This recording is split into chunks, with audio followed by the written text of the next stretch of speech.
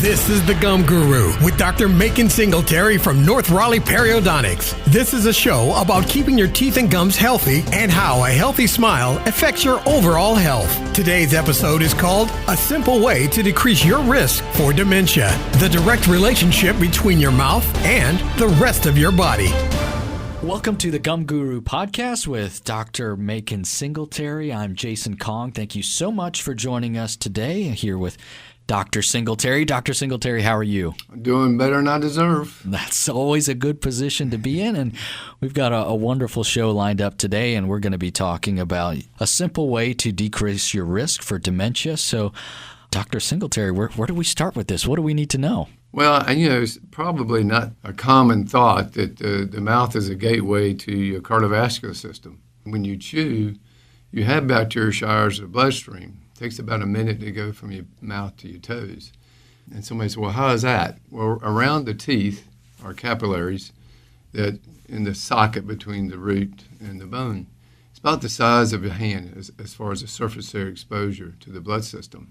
That's crazy to think about. And, the scary thing to me is that when it comes to your mouth and where it's located, it's right there next to your brain. Well, yeah. And, in your mouth, we think about, it normally doesn't hurt necessarily. You don't have to have bleeding or signs of periodontal disease to understand that there's bacteria there. And there are 11 species of anaerobic bacteria that doesn't like oxygen, that's pathogenic. And when you chew, they get in the bloodstream, and they can be a factor for your systemic health. So what do we do? We don't know that bacteria is there without seeing a professional, and we can't stop eating. So what are our options here? Yeah, well, as we talked about last time, it's simple to treat. To manipulate the plaque is key, and you should brush frequently, at least 4 times a day, with an ultra soft brush. But the key is to understand what's going on in your mouth. You probably should see your dentist and have a periodontal exam done, an examination that evaluates the space between the tooth and the gum, because that bacteria's got to have an area to grow because it doesn't like oxygen. So anything deeper than 3 millimeters, you can't clean between the tooth and the gum at home. It can be professionally manipulated, but you can't do it. Let's talk a little bit more about periodontal disease, and we've kind of touched on this, but as you just said, it's something that we can't really manipulate without help from a professional like you.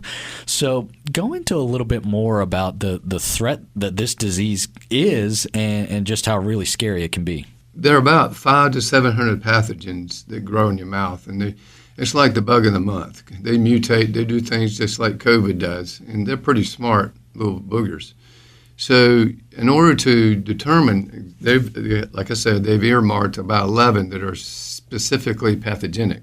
Prophomonas gingivalis, which is a long name, and another one, Treponema denticola, are 2 particularly that they have found in the cerebrospinal fluid of people with dementia and Alzheimer's and the brain tissue.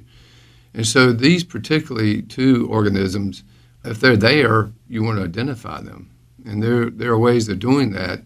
You can do DNA analysis from the pocket, so the areas deeper than 3 millimeters, send it to a lab, and they can identify the particular kind of bacteria that are pathogenic, particularly those 2. But there are about 11 of those that they'll come back with a report, and they'll show you, and if they're above a certain threshold, then they'll make recommendations to how to handle it, what kind of treatment should be done. Can you talk a little bit more about this link between periodontal disease and dementia? Sure. So again, those 2 bacteria, particularly Prophomonas gingivalis, it produces a protein and it blocks neurotransmission. They're developing a drug to help block that protein or prevent that from happening. But in the brain, when amyloid is produced, it's a protein it's a byproduct of brain metabolism, but also the bacteria does it as well. The brain has to flush it out or remove it. And if you don't go through normal sleep patterns, or if it builds up, it's going to affect the nerve transmission. And so in order to have that not be a factor, you need to get rid of it. And the key is it may be a long-term deal. It's not like all of a sudden, it's there. it's over time. So, educating individuals early on in life rather than later on in life is important because it may take 30 years to rear its head, but it can be a factor. And so it's easy to treat, brush and floss. And in order to determine that it's there, a periodontal exam, somebody that's measuring that space between the tooth and the gum and evaluating, is there bleeding? Do they do a DNA analysis? You can do a microscopic analysis. There's certain shapes of bacteria that are the rods, the motor rods, the little corkscrew bacteria called spirochetes. That's the Treponema denticola. So you can identify it even without doing a DNA analysis. You can see it under a microscope. All right, let's step back a little bit. DNA analysis. This sounds very interesting, and it's not something that I typically associate with what you do or with dentistry in general. Let's get into that a little bit. As I said, there are about 700 pathogens in the mouth. Some are aerobic, which like oxygen, and some are anaerobic. They don't like oxygen. The bad guys are the anaerobic ones. And so you can't take a plaque sample and put it on an agar plate like you go to a lab because it dies as soon as it hits air.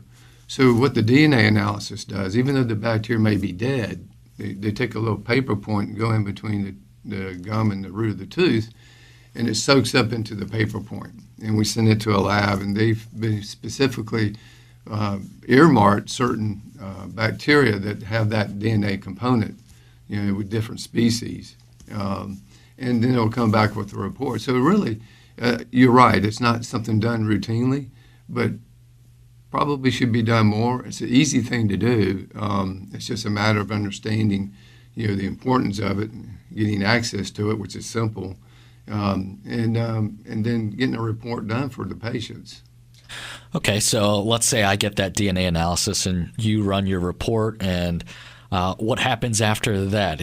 Do I need to take extra steps, or do I look at my DNA and say, well, it's out of my hands, what am I going to do? Yeah, good question. So they'll come back with a recommendation, specific antibiotics that will knock out those bacteria that they see. It may be a combination of a couple of antibiotics. There are 4 or 5 that they use. And so it really depends on how the report comes back. The thing that I like to emphasize is not only first of all, identifying it, then getting rid of it with antibiotic therapy, but then what can we do non-antibiotic therapy? What can we do ourselves that doesn't involve using antibiotics to treat it? And once we get that under control, then we can go into that next phase. That makes a whole lot of sense. Having that tool at your disposal has got to be pretty cool. I mean, again, that's not something that I've really heard of. Is this relatively new technology, or is this something that's been around for a while? It's been around for a few years. It's relatively new, actually, particularly this lab that we use. But they've been very instrumental in helping getting the word out to healthcare professionals, particularly in dentistry, that they can have access to this. And so, it's not routinely done, but it's becoming more so now. More people are beginning to understand that the systemic aspect of periodontal disease is important, and to be able to identify it, to diagnose it, and then to treat it, it's going to be part of healthcare and oral healthcare. Yeah, I mean, to me as a patient, that just sounds like a really advanced and great way to kind of target what's going wrong there. I want to get back to periodontal disease. So, we're talking about this way that treating and avoiding periodontal disease can help potentially with your risks for dementia. We don't hear as much about periodontal disease as we probably should. Can you get into just the threats overall that this poses to our body, obviously including our brain? So, yeah, they've seen periodontal pathogens that affect the pancreas, pancreatic cancer, rheumatoid arthritis. Prophylaxis gingivalis has also been implicated in rheumatoid arthritis, aspiration pneumonia. People who are diabetic, this response by our immune system to the bacteria, this inflammatory response, affects the sugar level. And if you're diabetic, that can get you out of whack. And then if you have fluctuating sugar level, that affects your ability to fight infection. So, the aspiration pneumonia, as I mentioned, you can have, obviously cardiovascular issues. It's interesting that, this aspect of treatment, the inflammatory mediators that occur, this inflammation, this bleeding, which most people, when they brush or floss, maybe be aware every once in a while there's bleeding. Well, that's a sign that your body's reacting to something. That's necessarily normal. And so to get that evaluated is critical. And to prevent this bacteria, these 11 particularly, it can affect the heart, brain, lungs, intestines, pancreas, and your autoimmune issues like rheumatoid arthritis is key. You got to be able to diagnose it, and so going in and getting a periodontal exam is key. It's part of the treatment. First of all, see that it's there, and then what do you do? How do you treat it? That makes a whole lot of sense. And going back to dementia and periodontal disease and the bacteria that, if periodontal disease is left untreated, can put into our bloodstream. Let's say we've had periodontal disease that has been either undiagnosed or untreated, and this bacteria has gotten into our bloodstream. What does treatment look like after that? Is this something that is potentially reversible, or is it just a matter of stopping that at the source? Well, again, healthcare providers, when they do an exam, they're looking at the whole body. They should look in the oral cavity and see if there's inflammation, and then give the patient a heads up. There's something going on here. But once like I said, Treponema denticola takes 30 years to, the effect of dementia can be long term. So educating individuals, patients, about the importance of good oral hygiene early on is important. Sometimes the die is cast. By the time you're 70 or 80, the effects of constant bacterial showers in the bloodstream every time you eat, is cumulative. And so, good diet. You can reverse or prevent the bad guys from growing. You can manipulate the oral plaque growth so that you don't have the anaerobic or the bad guys growing. And then it's just a matter of eating right, getting exercise, making sure you do identify these issues. People with cardiovascular issues, atrial fibrillation, people are diabetic. And I think my diabetic patients are probably one of my best patients, because in order to control their sugar level, they have to control everything else. And so they understand the importance of eating right, making sure that they get exercise, making sure that they do stay with their physician, get the physical, and their dentist. So it can be at the point that you diagnose it, can you reverse it? Not necessarily. It just depends on the situations, depending on what organ is involved, and then it's just a medical diagnosis and treatment. Yeah, and in talking about this link between periodontal disease and dementia, as we discussed in our last episode, you've been in this field a long time. And me, as just an average consumer, I've maybe heard about this in the last maybe 1 or 2 years. Does this link surprise you at all? Is this something that probably made a whole lot of sense to you even when you started in this field? Yeah, when I first got interested in being a periodontist, microbiology was what I did my research in.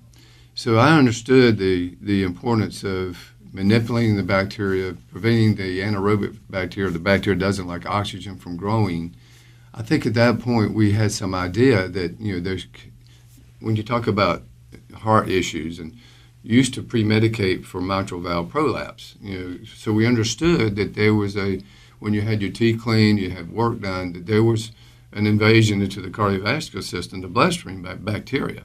So we've sort of known that. It's just a matter to what degree. They're correlating certain bacteria. Now they're showing a causative effect, not a correlation, a causative effect. So that going from correlating to is causing is what's happening now. And with technology we have today, we're able to see that more clearly and hopefully address it more succinctly. Well, Dr. Singletary, we always like to leave the listeners with an action step or two that they can take in listening to these episodes. So what's our homework after this episode? Well, I think the homework would be make sure that when you go to your dental professional, your dentist, that you get a periodontal exam, that they actually look at the space between the tooth and the gum to see if you have areas deeper than 3 millimeters. Is there bleeding? Most dentists do that. It's not necessarily when you walk in and they look and say, hey, the gums are pink, and they look healthy. That can be deceptive, particularly with people who smoke. Nicotine's an anti-inflammatory, and the tissue may look great, but you've got to take that probe out. So a periodontal exam is key. The next thing is if it's understanding that you're manipulating the plaque daily. We've talked about brushing. Frequent brushing is a good thing with an ultra soft brush. Your diet, a high fiber diet, helps, get the plaque off, but also stimulates salivary flow. That also helps. Although saliva is what the bacteria grows in, it acts as a lavaging mechanism or a washing mechanism. So, drinking half your weight in water in ounces and, swishing with the water. But the key is a periodontal exam, getting that evaluated. And if folks want to see you or visit North Raleigh Periodontics, do they have to have a referral from their dentist, or could they contact you? Oh, yeah, they can contact. We'd be glad to get an individual in and just check them out periodontally. They may be great, and I say, hey, look, you're good, or they may have some issues, and then at that point we'll talk about that. We may do a bacterial sample, put it up on the screen, and then just go to the next step. It just depends on what we see. Wonderful. Well, thank you again for your time today and for educating us a little bit more. Dr. Macon Singletary, you've been listening to the Gum Guru Podcast. If you would like to know more about dementia's link to overall health and how you can lower your chances of dementia, check out Dr. Singletary's website at northraleighperio.com. If you have any questions you'd like to have answered on the Gum Guru podcast, send them to contact@northraleighperio.com.